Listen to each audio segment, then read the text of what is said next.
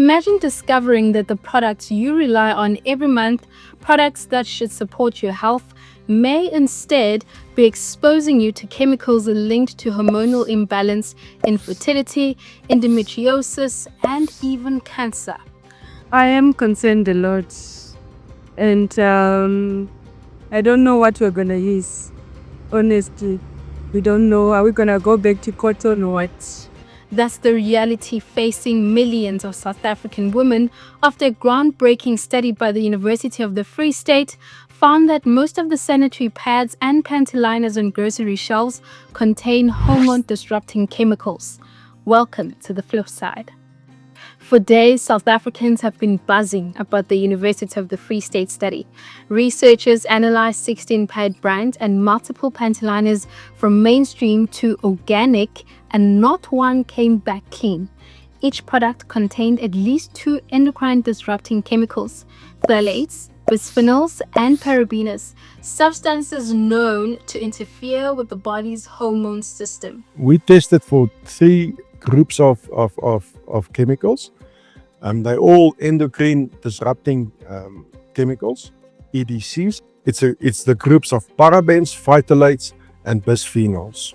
And we tested for several of them across 16 sanitary pads and 7 pantyliners. And we found that all of them had at least 2 of these EDCs in them. And this is important to say, in low concentrations. Yes, the concentrations may be low, but here's the catch. These products are used directly on highly absorbent mucosal tissue for several days every month over decades until menopause.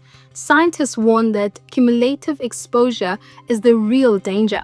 Women across the country are understandably shaken and demanding answers. I think government must compensate those who are already getting cancer because of these pads. So it's very worrying because now our health is at risk, because we now don't know the dangers that we are gonna face, like reproductive. Some action must be taken. Maybe they must be suicided or arrested or something like that. These fears aren't coming from nowhere. The study shows clear links to hormonal disruption and possible long-term impacts. So, if these chemicals are present, shouldn't consumers be told? We're working on the issues around standardization of and quality control of sanitary pads. Because while there's been an explosion, I think, in local manufacturing of sanitary pads, it is important that governments not abdicate the responsibility of ensuring that there's quality control in how those pads are manufactured. So, the big question, does this violate South Africa's Consumer Protection Act? The Act guarantees safe, good quality goods, and right now, that's being tested. Should vendors be forced to remove these products from shelves? Switching the whole country to reusable alternatives won't be that simple. Reusable options require clean water. And I really mean clean water. If you're using a menstrual cup, you don't just need clean water, you need a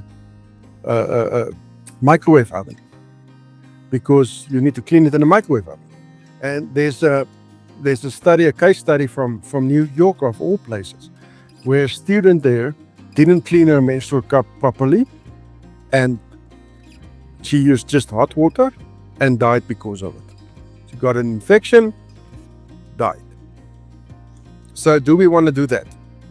It's a balance between responsible legislation, which we want to be part of and help to inform, and provision of these products to young girls who need them. The study has opened a long overdue conversation about transparency, safety, and dignity in menstrual health.